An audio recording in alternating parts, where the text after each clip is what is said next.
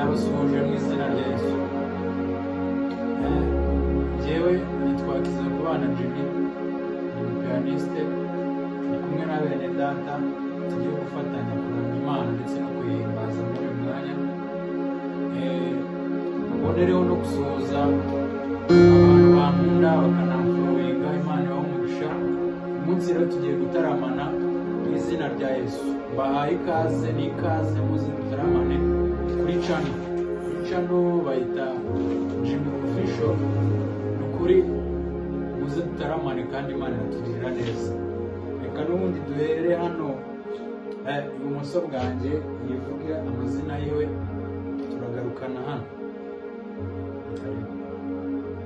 Yesu ashimwe, ndabaramukije mu izina ry'Umwami wacu Yesu Kristo. Nk'uko bivuze, tugiye gufatikanya umwanya mwiza wo kuramya Imana no kuyihimbaza, tubashimira uburyo muri mutugaragariza urukundo kandi Imana ikomeze kuba umugisha. Murakoze cyane uko bagenzi banjye babivuze, tugiye kuramya no guhimbaza Imana. Njyewe nitwa Mugisha Emmy. Murakoze cyane, Imana ibahe umugisha. Reka dutangire dusenga, Imana itugirire neza. Imana turagushimiye, turaguhimbaje, tugushimiye kuba turinze n'umugabo kiturinze icyubahiro n'icyaha. Ko witwa Imana yacu, Kanya turi imbere yawe, turi imbere y'ubwiza bwawe, ubane natwe Kristo we. ushyize hejuru izina ryawe, Tugiye gushyira hejuru izina ryawe Kristo we, tugiye kukuramya ndetse tuguhimbaza. Ijambo ryawe riravuga ngo nta kindi waturemeye uguhimbaza ndetse nyemerera no mwuka kukuramya. wera wawe abane Aka kanya natwe, ubane turinde natwe mu kwishyira izina rya Yesu Kristo, ubuntu bwawe buganze. Ureke mwami abantu bari kumva izi ndirimbo bagire aho bava n'aho bagera bitewe n'izi ndirimbo. Ushimwe uhabwe icyubahiro mu izina ryawe, usabye nizeye, amen.